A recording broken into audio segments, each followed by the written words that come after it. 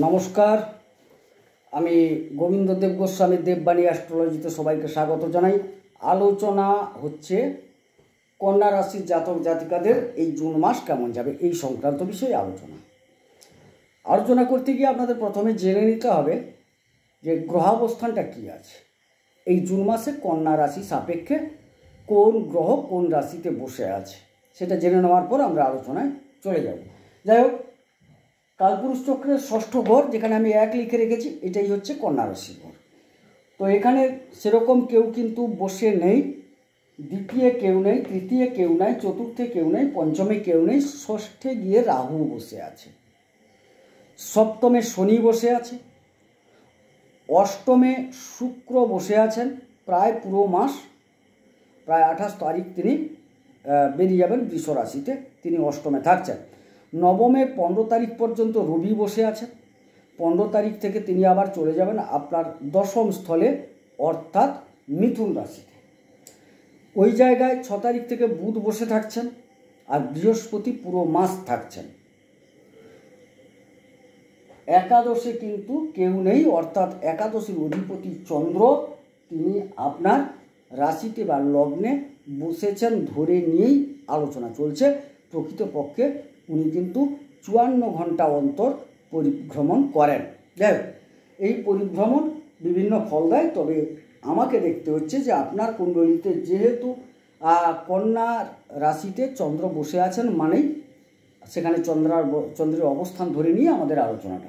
যাই হোক, 1 নম্বর ঘর থেকে আমরা শরীর স্বাস্থ্য মন মানসিকতা এইগুলো নিয়ে আলোচনা করে থাকি। তো এইখানে কিন্তু কোনো গ্রহ বসে নেই। শনি সপ্তমে বসে একটা দৃষ্টি রেখেছেন।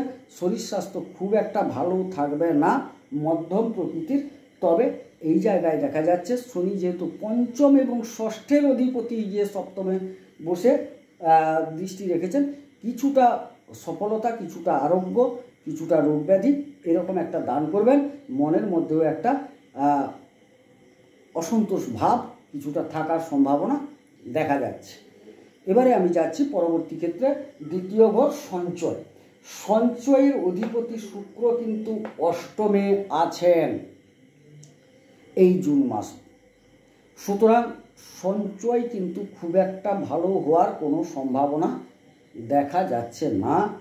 যদিও রাহু ষষ্ঠ থেকে একটা দৃষ্টি রেখেছেন, বৃহস্পতির একটা দশম থেকে দৃষ্টি আছে, তবে সঞ্চয়টা এভারেজ বা এভারেজের চেয়েও, যেহেতু ওই রাশির অধিপতি অষ্টমে, সেক্ষেত্রে এভারেজের চেয়েও খারাপ, অর্থাৎ সঞ্চয় যোগ হলেও অতি অল্প সঞ্চয় দেখা যাচ্ছে, বৃহত্তর কোনো সঞ্চয় দেখা যাচ্ছে না। তৃতীয় ঘর থেকে আমরা যোগাযোগ, পরাক্রমতা, ভ্রাতা, ছোটোখাটো ভ্রমণ, পড়শি ইত্যাদি আলোচনা করে থাকি। যাই হোক, এখানে আমরা প্রয়োজনীয় বিষয়গুলো নিয়ে আলোচনা করব। এর অধিপতি মঙ্গল দ্বাদশে, অর্থাৎ ভাইদের সাথে সম্পর্ক খুব একটা কিন্তু ভালো যাওয়ার কথা দেখছি না। যোগাযোগ, ছোটোখাটো যে যোগাযোগের ক্ষেত্রেও একটা বিভ্রান্তি তৈরি হওয়ার সম্ভাবনা পরিলক্ষিত হচ্ছে। তাইলে ভাইদের সাথে সম্পর্ক ভালো যাচ্ছে না, যোগাযোগের ক্ষেত্রে সমস্যা হচ্ছে। এবং যারা ছোটোখাটো ভ্রমণে যাবেন, কোনো প্রয়োজনে যাবেন, সেক্ষেত্রে কিন্তু দেখা যাচ্ছে যে আপনাদের একটু আঘাতজনিত রক্তপাতের সম্ভাবনাও পরিলক্ষিত হচ্ছে। সাবধানতা অবলম্বন করা একান্ত কর্তব্য, সেই জায়গায় বলে গেলাম। আর পরাক্রমতা দেখা যাচ্ছে কিছুটা অবনতি ঘটবে। যে পরাক্রমতা আপনার মধ্যে ছিল, যে সাহস ছিল, সেই সাহসটা কিন্তু কিছুটা কমতে পারে। কাজের ক্ষেত্রে যে দক্ষতাটা আপনার থাকতো, সেই দক্ষতাটা কিন্তু তার লেভেল হারাবে। সুতরাং এই জায়গায় আপনাকে আরও কাজের প্রতি মনোনিবেশ করতে হবে এবং অধ্যাবসায় বাড়াতে হবে। চতুর্থ স্থল, এখান থেকে আমরা আলোচনা করব পারিবারিক স্বাচ্ছন্দ্য, মায়ের শরীর স্বাস্থ্য, আর আপনার যানবাহন, বাড়ি কেনা, গাড়ি কেনা ইত্যাদি। এক্ষেত্রে এর অধিপতি হচ্ছেন বৃহস্পতি আপনার দশমে বসে সরাসরি চতুর্থে দৃষ্টি দেওয়ার সুবাদে পারিবারিক স্বাচ্ছন্দ্য যথেষ্ট বজায় থাকবে, মায়ের শরীরও ভালো যাবে বৃহস্পতির একটা পূর্ণ দৃষ্টি থাকার সুবাদে, এবং যারা দীর্ঘদিনের রোগ ভোগ করছিলেন বেশ কিছুটা উপশম হওয়ার সম্ভাবনা, অর্থাৎ মায়ের ক্ষেত্রে বলছি, উপশমের সম্ভাবনা দেখা যাচ্ছে। গাড়ি যারা কিনতে চাইছিলেন অবশ্যই এই সময়টায় গাড়ি কিনতে পারেন। তবে কিছু ক্ষেত্রে ভূমি কেনার ক্ষেত্রে বা বাড়ি কিনতে পারেন, কিন্তু ভূমিসহ বাড়ি সেটার ক্ষেত্রে কিন্তু আপনার একটু কাগজপত্র দেখে নেওয়ার দরকার আছে, না হলে কিন্তু কিছু ভুলভাল হয়ে যাওয়ার সম্ভাবনা আছে। এটুকু আপনাকে সতর্ক থাকতে হবে। তাইলে মোটামুটি দেখা গেল যে গাড়ি কেনার যোগ আছে, কাগজপত্রগুলোকে দেখতে হবে, ভালো করে বুঝে নিতে হবে। ভূমি কেনা থেকে একটু বিরত থাকা ভালো। নেহাত কিনতে চাইলে আপনাদের কিন্তু কাগজপত্র বা লোকেশান, যেটা জায়গাটার জমিটার ঠিকানা ভালো করে বুঝে নিতে হবে, দেখে নিতে হবে যাতে ঠিকঠাক আছে কিনা, তারপর ক্রয় করুন। মায়ের শরীর স্বাস্থ্য মোটামুটি ভালো। যারা একটু নিম্ন শিক্ষা, অর্থাৎ প্রায় গ্র্যাজুয়েশন পর্যন্ত যারা শিক্ষার্থী আছেন, তাদের ক্ষেত্রে সময়টা খুব একটা খারাপ যাবে না, ভালোই দেখাচ্ছে। সেক্ষেত্রে আপনারা রেজাল্টও প্রত্যাশা করতে পারেন, বা যারা কম্পিটিশন কোনো পরীক্ষার জন্য বসতে চাইছেন তাদের ক্ষেত্রেও সময়টা খুব একটা খারাপ যাবে না, ভালো দেখাচ্ছে। আর বাকি এবারে পঞ্চম স্থল। পঞ্চম হচ্ছে উচ্চশিক্ষা, প্রেম, সন্তান, এইগুলো আমরা আলোচনা করে থাকি। পঞ্চমের অধিপতি শনি গিয়ে বসছেন সপ্তমে বসে সরাসরি দৃষ্টি রেখেছেন আপনার রাশি। সুতরাং দেখা যাচ্ছে কিছু জায়গায় আপনার কিন্তু একটা সফলতা আসার সম্ভাবনা আছে। দীর্ঘদিন ধরে লেগেছিলেন, কিছুটা সফলতা আসার সম্ভাবনা দেখা যাচ্ছে এই মুহূর্তে। শিক্ষাক্ষেত্র খুব একটা খারাপ নয়। উচ্চশিক্ষা যারা নিতে চাইছেন তাদের ক্ষেত্রে সময়টা ভালো, এবং উচ্চশিক্ষার কারণে আপনাকে হয়তো কোথাও যেতে হতে পারে, একটা যাত্রা বোঝাচ্ছে। উচ্চশিক্ষার জন্য গমন যেতে হতে পারে, এবং উচ্চশিক্ষার্থীদের ক্ষেত্রে সময়টা খুব একটা খারাপ নয়। তবে আপনাকে লেগে থাকতে হবে। যারা কোনো কম্পিটিশনমূলক পরীক্ষায় বসার জন্য পড়াশোনা করছেন তাদেরকে কিন্তু লেগে থাকতে হবে। এই জায়গায় বেশ কিছুটা অলস ভাব আসার সম্ভাবনাও দেখা যাচ্ছে। সুতরাং আপনাকে লেগে থাকতে হবে বিষয়টার উপর, তবে গিয়ে আপনি সফলতা পাবেন। প্রেমের ক্ষেত্র সময়টা খুব একটা খারাপ নয়, তবে খুব একটা ভালো তাও বলবো না। এভারেজ প্রেমের ক্ষেত্রটা, যারা সাত্ত্বিক প্রেমী, অর্থাৎ যাদের চাহিদা কম, চাওয়া পাওয়ার ব্যাপারটা কম আছে, তাদের ক্ষেত্রে সফলতাটা দেখা যাবে। যাদের একটু চাওয়া পাওয়ার ইচ্ছা থাকে প্রেম থেকে, তাদের ক্ষেত্রে কিন্তু সময়টা খুব একটা ভালো যাবে না, সেখানে সমস্যা তৈরি হবে। সুতরাং আপনাকে এই মাসে সচেতন থাকতে হবে, কারণ এটা জুন মাস নিয়ে আলোচনা হচ্ছে, তো জুন মাসের বিষয়। সুতরাং এই মাসটা আপনাকে সচেতন থাকতে হবে। তাহলে প্রেম গেল, শিক্ষা গেল, আর সন্তান যারা নিতে চাইছেন, হ্যাঁ সময়টা খুব একটা খারাপ যাবে না। সেরকম কোনো খারাপ গ্রহের দৃষ্টিও এখানে নেই। সময়টা মোটামুটি একটা এভারেজ সন্তান নেওয়ার ক্ষেত্রে। এবারে ষষ্ঠে আমরা রিপুঋণ, রোগ, শত্রু ইত্যাদি আলোচনা করে থাকি। ওই জায়গায় রাহু বসে আছেন, আর ষষ্ঠের অধিপতি সপ্তমে চলে গেছেন। সপ্তমে তিনি আবার মীন রাশিতে বৃহস্পতির ঘরে বসছেন, সরাসরি আপনার রাশিতে দৃষ্টি রাখছেন। দীর্ঘ ঋণ সেই ঋণগুলো কিন্তু আপনাকে একটু ভুগিয়ে দিতে পারে। আর যেগুলো স্বল্প ঋণ, মানে স্বল্প মেয়াদি ঋণ, সেগুলো কিন্তু খুব একটা সমস্যা করবে না। আর হঠাৎ কিছু দেখা যাবে, যে কোনোভাবে আপনি ঋণ পেয়ে যেতে পারেন। কেউ ঋণ নিতে চাইলে ঋণটা পেয়ে যেতে পারেন, সেরকম একটা সম্ভাবনাও থাকছে আপনাদের ক্ষেত্রে। আর শত্রুতা বৃদ্ধি পাবে, এবং আপনার ভুলের কারণে, আপনার আচরণের কারণে শত্রুতা বৃদ্ধি পাবে। তবে বৃহস্পতির দৃষ্টি সেই শত্রুতাকে কিছু সময়ের মধ্যে নিরসিত করবে। যারা আইনি জটিলতায় আছেন, হ্যাঁ প্রথমে একটা আইনি জটিলতা তৈরি হয়ে গেলেও কিছু দিনের মধ্যে দেখবেন সেটা আবার পুনরায় প্রশমিত হওয়ার সম্ভাবনা দেখা যাচ্ছে। আর রাহু ষষ্ঠে বসছেন, অবশ্যই ভালো ফল দেবেন। সেখানে আপনার পরাক্রমতা এই আইনি জটিলতা থেকে আপনাকে উদ্ধার করতে পারে। আর শত্রুতা আপনার দক্ষতার জন্য অনেকটা প্রশমিত হবে, সেখানে দেখা যাচ্ছে। আর রোগের ব্যাপারটা বললাম, সেরকম কিছু দেখা যাচ্ছে না। বৃহত্তর রোগ ব্যাধির সম্ভাবনা কিন্তু আমরা দেখতে পাচ্ছি না।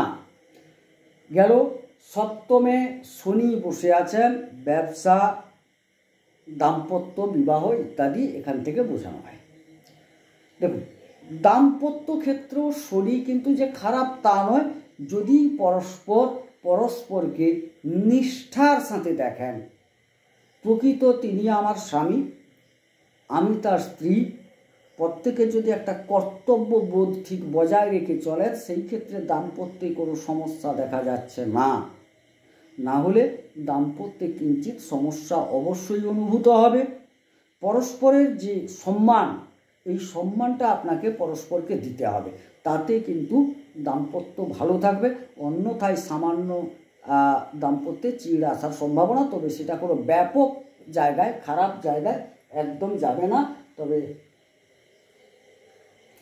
মঙ্গলের একটা দৃষ্টি, মঙ্গল দ্বাদশস্থল থেকে একটা দৃষ্টি রেখেছেন, সুতরাং বিষয়টাকে যতটা সংক্ষেপে পারেন সমাধান করে নেবেন, না হলে কিন্তু আবার আইনি পর্যায়ে গেলেও যেতে পারি। সুতরাং দাম্পত্য সম্পর্কে সচেতন থাকা বাঞ্ছনীয়। বিবাহ যারা করতে চাইছেন অবশ্যই বিবাহ করতে পারেন, কিন্তু আমি বলবো সময়টা বিবাহের ক্ষেত্রে খুব একটা উপযোগী নয়। শনির মতো গ্রহ বসে আছেন, দ্বাদশ থেকে মঙ্গল একটা পূর্ণ দৃষ্টি রেখেছেন, সুতরাং কিছুটা সময়, আমি পুরো শনি তো থাকবেন এখন আরও ওই জায়গায় 2 বছর 3 মাস মতো, আমি সেটা বলছি না। মঙ্গল যেহেতু দ্বাদশে বসে গেছেন, কিছুটা সময় একটা ওই অপেক্ষা করে যাওয়া আপনাদের ক্ষেত্রে বাঞ্ছনীয় হবে। তাহলে দাম্পত্য গেল। আর ব্যবসায়ীদের ক্ষেত্রে বলি, ব্যবসায়ীদের ক্ষেত্রে অবশ্যই সময়টা খুব একটা খারাপ যাবে না, তবে ব্যবসার ক্ষেত্রে বলবো যে আপনাকে একটু চোখ কান খোলা রাখতে হবে, কারণ মঙ্গলের সাথে যে শনির সম্পর্কটা দাঁড়িয়ে গেছে খুব একটা সুখকর সম্পর্ক নয়। দ্বাদশ থেকে একটা দৃষ্টি পড়েছে, মঙ্গল দ্বাদশ থেকে দৃষ্টি দিচ্ছে একটা, সেখানে অষ্টম দৃষ্টি, আর শনি তো বসে আছেন, ওই জায়গায় যে যোগটা তৈরি হয়েছে সেখানে মাঝে মধ্যে দেখা যাবে ব্যবসায়ের জায়গায় ঝামেলা হতে পারে, কোনো আদায় সংক্রান্ত বিষয় নিয়ে, কোনো মাল বেচা কেনার বিষয়ে কোনো সমস্যা তৈরি হওয়ার সম্ভাবনা আছে। সেখানে কিন্তু আপনাকে অতি ঠান্ডা মাথায় বিষয়টাকে নিরসিত করতে হবে। এবারেই দেখা যাচ্ছে যে ব্যবসা হবে, তবে ব্যবসা যে বৃহত্তর কোনো বিরাট পেয়ে যাবেন লাভ, আমি তা কিন্তু দেখছি না ব্যবসা থেকে। এবারে অষ্টমে শুক্র হচ্ছেন প্রাচুর্যতার গ্রহ, তিনি অষ্টমে চলে গেছেন। বারবার বললাম না যে বিরাট কিছু আপনি করতে পারছেন না, পারবেন না। এখানে অষ্টমে শুক্র বসে গেছেন, তিনি আপনার আবার দ্বিতীয়ের অধিপতি, সঞ্চয়ের অধিপতি অষ্টমে, তাইলে কি হচ্ছে, সঞ্চয়টাকে মেরে দিয়ে গেলেন। সেক্ষেত্রে সঞ্চয় যোগ কম কেন হচ্ছে না, ব্যয় নিশ্চিত বেশি হবে বা উপার্জন কম হবে, এরকম একটা ব্যবস্থা। যদি উপার্জনের জায়গা ভালো থাকে তাহলে ব্যয়টা নিশ্চিত বৃদ্ধি হওয়ার সুবাদে সঞ্চয় হচ্ছে না। এক্ষেত্রে দেখা যাচ্ছে না উপার্জন আপনি করবেন, কম বেশি করবেন, কিন্তু একটা ব্যয় যোগ দেখা যাচ্ছে, সেই জন্যই সঞ্চয়টা কম হচ্ছে। সুতরাং অষ্টম স্থল থেকে আমরা যেগুলো আলোচনা করে দেখুন, মারণ, ধ্বংস, ক্ষয়ক্ষতি, অপযশ ইত্যাদি, এই ক্ষেত্রে দেখা যাচ্ছে হ্যাঁ কিছু ক্ষেত্রে দেখা যাবে আপনার ঋণ পরিশোধ না করতে পারার জন্য হয়তো একটা কিছু সমস্যা আসতে পারে, বা অন্য কোনো অপযশ আপনার মধ্যে তৈরি হয়ে যাওয়ার সম্ভাবনা, কিছুটা ধ্বংস হবে। শুভগ্রহ বসে থাকলেও তিনি কিন্তু খুব একটা ভালো ফল দিতে পারছেন না, দেবেন না। অষ্টমে সাধারণত শুভগ্রহগুলি তার যে শুভত্ব প্রকাশ বা প্রসার করতে পারেন না ততটা, সুতরাং সেই ক্ষেত্রে দেখা যাচ্ছে তিনি আবার আপনার ভাগ্যপতি, তিনিও অষ্টমে, তার ভাগ্য থেকেও কিছুটা বিলম্বিত হবে। সুতরাং এই সময়কালটা আপনার অপযশ, ক্ষয়ক্ষতি, ধ্বংস, লস, এই ক্ষেত্রে আপনাকে সাবধান থাকতে হবে অবশ্যই। আর নবমপতি, তিনি আবার এই মাসের শেষের দিকে নবমে চলে যাবেন, অর্থাৎ মাসের শেষের 2-3 দিন কিন্তু আপনার ভালো যাবে, তখন কিন্তু আবার সঞ্চয়টা ব্যাক করে আসবে, ভাগ্য আপনাকে সহায়তা দেবে, যথেষ্ট সহায়তা দেবে, কিন্তু এই মুহূর্তে হচ্ছে না। এবার কারণ ভাগ্যস্থলে রবি বসে আছেন, রবি হচ্ছেন আপনার দ্বাদশপতি, তিনি 15 তারিখ পর্যন্ত আপনার ভাগ্যস্থলে, সুতরাং বুঝতেই পেরেছেন দ্বাদশ মানে ব্যয়স্থল, ব্যয়ের অধিপতি যখন ভাগ্যে চলে যাবে ভাগ্যের একটা ব্যয় হবে, অর্থাৎ খুব একটা ভাগ্য আপনাকে সাথ দেবে না, এবং ভাগ্যাধিপতিও তিনি অষ্টমে গেছেন, অর্থাৎ ভাগ্যের আপনি কিন্তু সহায়তা এই মাসে খুব একটা পাচ্ছেন না। কখন পাচ্ছেন? 28 তারিখের পর, তখন আপনার একটা সময়টা ভালো আসবে। এবারে চলে যাই, রবি নবম থেকে দশমে 15 তারিখ আসছেন জুন মাসে, এবারে কিছু কর্মপ্রাপ্তি যোগ তখন গিয়ে তৈরি হবে, যখন আপনার বুধাদিত্য যোগটা তৈরি হয়ে যাচ্ছে, তখন কি হবে না 15 তারিখের পর একটা কর্মপ্রাপ্তি যোগ, এবং বৃহস্পতি বসে আছেন সেখানে যথেষ্ট ভালো, সপ্তমপতি আপনার চতুর্থপতি, তিনি বসে আছেন, বুধ বসে আছেন এবং রবি চলে এলেন, অর্থাৎ 15 তারিখ থেকে কিন্তু একটা কর্মপ্রাপ্তি যোগ। দীর্ঘদিন আপনারা কর্মের জন্য যে হন্যে হয়ে ঘুরছিলেন তারা কিন্তু একটা কর্মপ্রাপ্তি ঘটবে। আর যে কাজের জায়গায় যে ঝামেলাগুলো চলছিল সেগুলো নিরসিত হবে, কর্মে উন্নতি হবে, কর্মের প্রসার ঘটবে, কর্মের দিক থেকে যাবতীয় বিষয়গুলো ধীরে ধীরে ধীরে ধীরে উন্নতি লাভ করবে। সুতরাং কর্মক্ষেত্র খুব একটা খারাপ দেখছি না, তবে 15 তারিখের পর থেকে অনেকটা ভালো ফল আপনি পাবেন। এবারে চলে যাই উপার্জন। এর অধিপতি চন্দ্র, চন্দ্র যেহেতু আপনার রাশিতে বসে গেছেন এই নিয়ে আলোচনা, সুতরাং উপার্জন আপনার হবে, কিন্তু উপার্জনের সাথে ব্যয় হওয়ার সম্ভাবনা দেখা যাচ্ছে, যার জন্য সঞ্চয়ের ঘাটতিটা দেখা যাচ্ছে। তাই দেখি এগুলো না, কর্মপ্রাপ্তি ঘটবে, উপার্জন হবে, সঞ্চয়ের ঘাটতি হবে, এটাই হচ্ছে একটা মূল বিষয় দাঁড়ালো। সুতরাং যারা কন্যা রাশির জাতক জাতিকা আছেন তাদের কিন্তু এই মাসটা একটু সচেতনভাবে চলতে হবে, বিশেষ করে খরচান্তরের ক্ষেত্রে। আবার ব্যাপারটা মোটামুটি একটা খারাপ দেখাচ্ছে না, এটুকু বলতে পারি, কারণ সঞ্চয় স্থলে দেখা যাচ্ছে যে রাহুর দৃষ্টি এবং বৃহস্পতির দৃষ্টি পড়ে আছে, শুক্র তো চলে গেছে ওখানে অষ্টমে। সুতরাং সেটা আমরা সবাই চাই একটু উপার্জন বেশি হোক, সঞ্চয় হোক, এটা চাই। সেই ক্ষেত্রটায় আপনাকে কিন্তু মেপে পা ফেলতে হবে। যাই হোক, এটাই ছিল একদম গুরুত্বপূর্ণ আজকের আলোচনা। এই ক্ষেত্রে তাহলে সমাধান কি করবেন, কার করবেন, কিভাবে করবেন। দেখুন এখানে আপনার দ্বিতীয় এবং নবমপতি অষ্টমে শুক্র চলে যাওয়ার সুবাদে আমি বলবো আগে আপনি শুক্রকে ঠিক করুন, শুক্রকে ঠিক করুন। হ্যাঁ, আরও একটা জিনিস, দ্বাদশে উপার্জন তো হচ্ছে, দ্বাদশে মঙ্গল কেতু কিন্তু গুপ্ত রোগের কারণে, রক্তক্ষরণজনিত কারণে,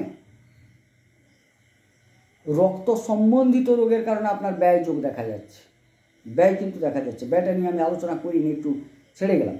ব্যয় যোগ দেখা যাচ্ছে, আইনি জটিলতায় ব্যয় যোগ হবে, এইগুলো থেকে সাবধান থাকুন, সেখান থেকে আপনাকে সাবধান থাকতে হবে। তাহলে সমাধান কাকে করবেন? প্রথমে বললাম শুক্রকে করতে হবে আর মঙ্গলকে করুন, তাতে ভালো ফল পাবেন আপনারা।